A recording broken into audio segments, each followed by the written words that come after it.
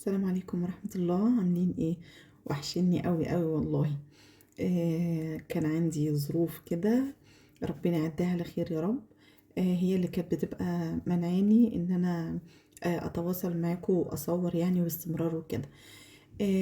بعد الغلا اللي احنا فيه ده، بصراحة يعني حاجة مهزلة. ارتفاع الاسعار كل يوم في زيادة، وكل واحد بمزاجه يعني مفيش رقابة على التجار، فعمالين يغلوا كل حاجة بمزاجهم. تبص تلاقي الحاجة مثلا يعني اللحمة النهاردة ب100، تروح الصبح تلاقيها ب120، كمان يومين تلاقيها ب150. مش عارفة بقى هي وصلت كام دلوقتي، هي تقريبا 220. ده بالنسبة لعندنا، فأنا مش عارفة بقى عندكم هتبقى وصلت لكام، يعني يا ترى أزيد من كده ولا أقل؟ فوالله انا قلت ان شاء الله بعد كده نعمل اكلات اقتصادية، وخصوصا ان يعني اوقات كتير ما بنقدرش يعني نستغنى عن اللحوم، وولادنا متعودين عليها وكده، فمش هتقدري ان انت تمنعيها خالص، لا، فبس هنقللها على قد ما نقدر. عشان كده انا قلت هعمل النهاردة اكلة فيها لحوم وفي نفس الوقت تبقى اقتصادية. هعمل جلاش بربع كيلو لحمة، بس صينية كبيرة واخدة لفتين اتنين. عصقت اللحمة زي ما انتوا عارفين، سمنة وبصل واللحمة، وبعدين جبت هنا بيضة واحدة، حطيت عليها شوية ملح وشوية فلفل اسود، ونزلت عليها بلبن كان عندي بوش قشطة كده، ولادي كل ما يشربوا اللبن يرجعوا القشطة كده، فانا قلت احسن دي هتخليه مورق وتخلي لونه جميل. وحطيت كمان شوية ملح ومعلقة سمنة. كانت اللحمة استوت اهيت، وجبت بقى الصينية. على فكرة الصينية دي حجمها كبير قوي، هو طقم 3، لو اللي عنده ال3 هيبقى عارف اكبر صينية هتبقى قد ايه، فهي كبيرة فعلا.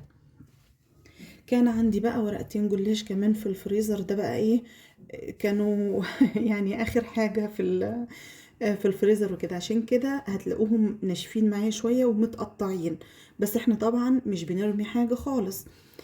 ان شاء الله لما تعمليهم اي رصة اي شكل، لما بتحطي عليهم الخليط اللبن والسمنة، بيرجعوا يبقوا شكلهم حلو وبيمسكوا في قلب بعض.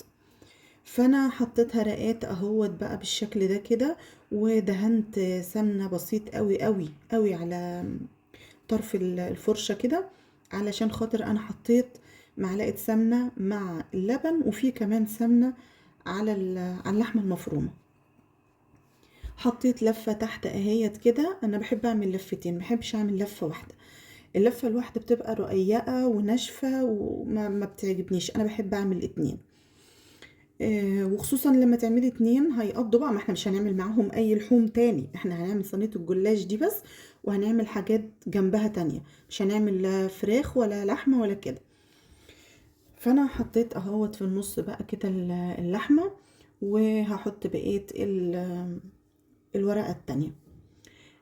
وطبعا ما ننساش ان احنا كمان في اخر الشهر بيبقى مطلوب مننا دروس مية كهرباء غاز، حاجات كتير، التزامات بتبقى اخر الشهر.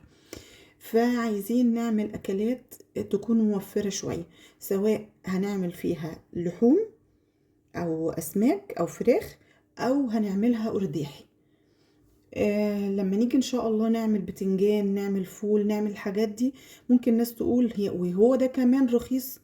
هو يا جماعة الحاجات دي دلوقتي في الوقت اللي احنا فيه، وفي اي وقت على فكرة، دايما هتبقى ارخص حاجة.